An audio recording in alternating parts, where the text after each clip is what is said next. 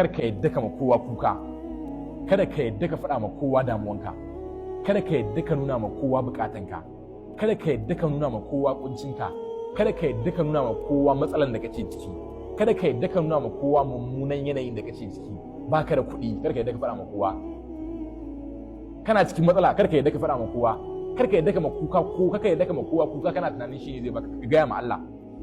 Baka da kuɗi sun ku ya ka gaya ma Allah, Allah madaukakin sarki, Allah ka hore mana, Allah madaukakin sarki ka bamu, Allah zai kawo ma. Kana cikin damuwa yi kuka ka faɗa ma Allah, Allah ka san damuwa na, ka san bukata na, ka san abin da nake so, Allah ka bani, Allah madaukakin sarki sai kawo ma. Kana cikin kunci na tattalin arziki, faɗa ma Allah damuwanka, Allah madaukakin sarki sai buɗe ma kofar da baka tsammani. Duk wani matsala da kake ciki, wallahi kofan Allah a buɗe yake kwankwasa. Kana kwankwasawa za a buɗe maka shiga. Man qara albaba walajja walaja wa man wajada shay'a wajadda wajada. Saboda haka ka roki Allah, ka faɗa ma Allah damuwanka, kama Allah kuka, ka kwankwasa kofan Allah, ka faɗa mai damuwanka, wallahi za ka ga biyan bukata.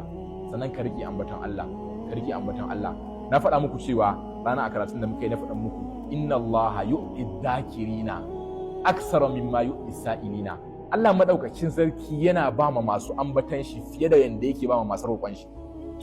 Idan ka rike ambatan Allah, istighfari, subhanallah, walhamdulillah, wala ilaha illallah, wallahu akbar, ambatan Allah, salatin annabi, kabbara, tasbihi, hailala, wallahi idan ka rike wannan ko baka taɓa daga hannunka ka ce Allah bani ba, Allah zai baka.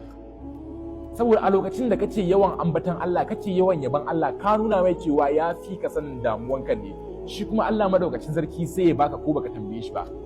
Shi sa malamai suke cewa Allahu yu'is zakirina, Allah yana ba masu ambatan shi akthara mimma yu'is sa'ilina, fiye da yanda yake ba masu tambayan shi. Wata rana al-Imam Ahmad ibn Hanbal ya shigo cikin masallaci a Kufa. Da ya shigo wannan masallacin sai ya samu wani tsoho cikin dare. Wannan tsohon duk motsin da ya sai ce astaghfirullah. Idan ya ƙara motsawa sai ce astaghfirullah. Duk abin da ya yi bakin shi bai ji bakin mutumin nan ya yi shuru daga ambatan Allah ba, bakin shi kullum yana astaghfirullah subhanallah. Al-Imam Ahmad ibn Hanbal sai kasa hakuri sai tambaye shi, sai ce ya kai bawan Allah, yace naga kana yawan ambatan Allah, ka yawaita ambatan Allah, yace shin ka samu amfanin ambatan Allah? Sai ce wallahi na rantsi da buwaya da izan Allah ban taba shiga wani bukata ko wani damuwa Allah madaukakin sarki bai biya mun bukata na ba. Sai ce sai bukata guda ɗaya da nake roƙon Allah kuma har yanzu Allah madaukakin sarki bai amsa min ba. Sai ce menene wannan bukatar naka? Sai ce wannan bukatar nawa shine na dade ina roƙon Allah, Allah madaukakin sarki kar ya dauki raina har sai na ga Imam Ahmad ibn Hanbal ido da ido, kuma ga Imam Ahmad ibn Hanbal din a gaban shi da shi suke magana. Sai al-Imam Ahmad ibn Hanbal sai ce Allahu akbar, yace wallahi ana Imam Ahmad ibn Hanbal, yace wallahi ni ne Imam Ahmad ibn Hanbal. Kaga ya samu abin da yake bukata. Yayi kabbara al-Imam Ahmad ibn Hanbal sai kabbara.